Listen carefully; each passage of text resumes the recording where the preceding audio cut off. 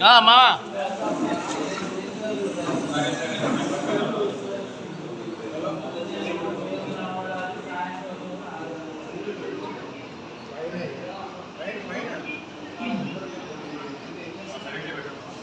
ఓకేనా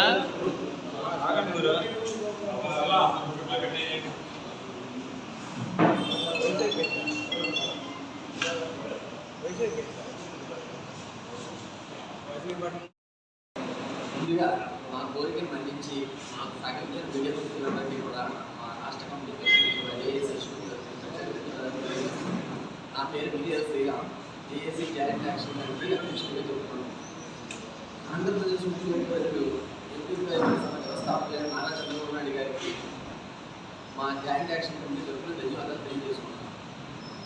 ఈరోజు మేము ఏపీ వేగంలో రకరకాల బాధలతో చాలా ఇబ్బంది పడుతున్నాం.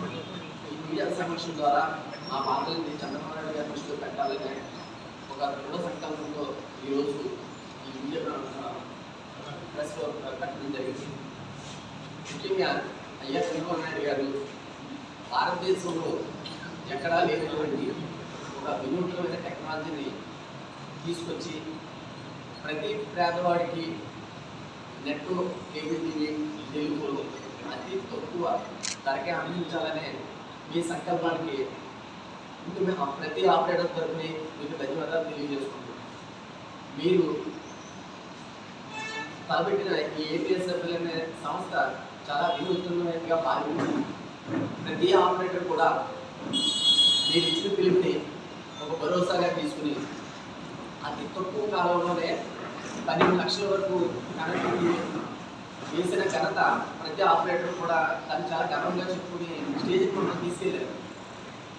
మా దురదృష్టవశాత్తు గవర్నమెంట్ మారడం, రకరకాల ప్రాబ్లం వల్ల ఈ గడిచిన 5 సంవత్సరాల నుంచి ఇబ్బంది పడుతూ ఇప్పుడన్నా చంద్రబాబు నాయుడు గారు పెట్టిన సంస్థ నిలబడాలంటే అది ఫ్రీగా రావాలని ఎంతో ఆస్తో ప్రతి ఆపరేటర్ కూడుకుని వెయిట్ చేయాలని చెప్పడంలో ఈ విధంగా సందేశం లేదు. మా బాధలు ఆలకించి భగవంతుని కరుణించాడు.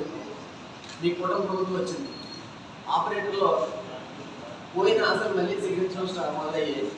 కానీ మన గవర్నమెంట్ వచ్చి 2 సంవత్సరాలు అయింది.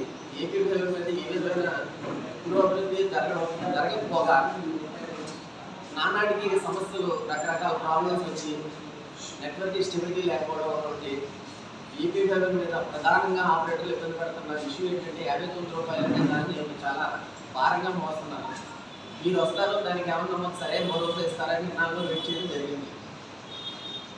ప్రభుత్వం వచ్చింది, చాలా సమస్యలతో సర్వంగా అవుతున్నారు. ఫస్ట్ టైం మేము ఆపరేటర్లు అందరూ కూడా మా సమస్యని ఇబ్బంది పెట్టకూడదని 2 సంవత్సరాల నుంచి కూడా వెయిట్ చేయడం జరిగింది. ఇప్పుడు కూడా మాకు సరైన ఏ విధమైన భరోసా కనపడలేదు. ఒక పక్కన అన్నీ కూడా మనం చేసుకున్న ఎంఓఏలు కూడా మాకు ఆశలు చెల్లించేయాలి. అది ఎంతవరకు అన్నది కూడా ఆపరేటర్లతో డైరెక్ట్గా మరి సరైన భరోసా మాకు కనపడకపోవడం వల్ల ఒక అసోసియేషన్గా ఆపరేటర్లందరూ కూడా మమ్మల్ని క్వశ్చన్ చేస్తున్నారు.